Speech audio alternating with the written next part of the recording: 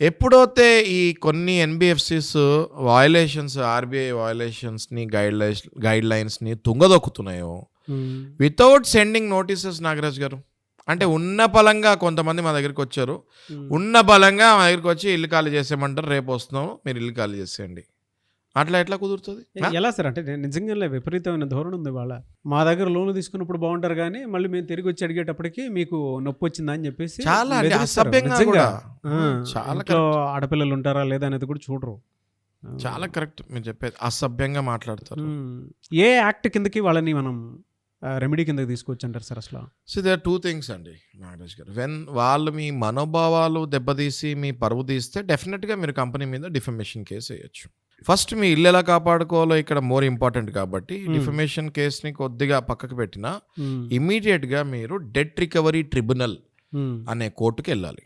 దాన్ని బేసిక్గా ట్రిబ్యునల్ అంటారు. సివిల్ కోర్ట్స్, ఫ్యామిలీ కోర్ట్స్ లాగా దాన్ని కోర్ట్ అన్నారు, డెట్ రికవరీ ట్రిబ్యునల్ అంటారు. దానికి ఒక సర్ఫేసీ యాక్ట్ అని ఒకటి ఉంటుంది. Okay, securitisation and reconstruction of financial assets and enforcement of security interest act. Okay, దాన్ని ఏమంటారు? సర్ఫేసీ యాక్ట్ కింద మనం సెక్షన్ 17 కింద కోర్టుకి వెళ్ళి స్టే కావాలి. వీళ్ళు అసలు ఏ రూల్స్ ఫాలో అవ్వలేదు, ఆర్బీఐ పెట్టిన ఏ రూల్ ఫాలో అవ్వలేదు. నాకు 13(2) నోటీస్ రాలేదు అంటే డిమాండ్ నోటీస్ నాగరాజ్ గారు. 13(2) అంటే నాగరాజ్ గారు 60 days టైం ఇస్తారు జనరల్గా. 60 days టైం ఇచ్చి మీరు నాన్ పర్ఫార్మింగ్ అసెట్ కింద డిక్లేర్ అయ్యారు, దయచేసి 20 రోజుల్లో మీరు వచ్చి మా దగ్గర సెటిల్ చేసుకోండి అంటారు. కానీ వెళ్తే ఎవడు పట్టించుకోడు, ఏ బ్యాంకోడు పట్టించుకోడు వెళ్తే.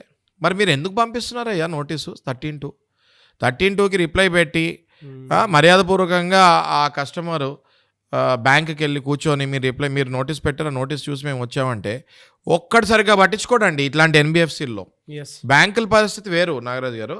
ఇట్లాంటి ఎన్బిఎఫ్సిలో ఒక్కడిసరిగా పట్టించుకోడు. ఇంకా పట్టించుకుంటాం కాకుండా ఎంత లాగితే అంత లాగేసి, ఎంత డబ్బులు జోబులో ఉన్నాయో అంత జబ్బులు లాగేసి 13(4) అంటే నెక్స్ట్ స్టెప్కి వెళ్ళిపోతారు. 13(4)కి వెళ్ళిపోయి నేను ఇల్లు సీజ్ చేసేస్తానని ఇంకో నోటీస్ పంపిస్తాడు. మీరు 13(2) వచ్చినప్పుడే ఒక మంచి అడ్వకేట్ ద్వారా మీరు ఆ బ్యాంక్, ఆ ఎన్బిఎఫ్సి దగ్గరికి వెళ్ళండి. అడ్వకేట్తో పాటు కూర్చొని మీరు డిస్కస్ చేయండి.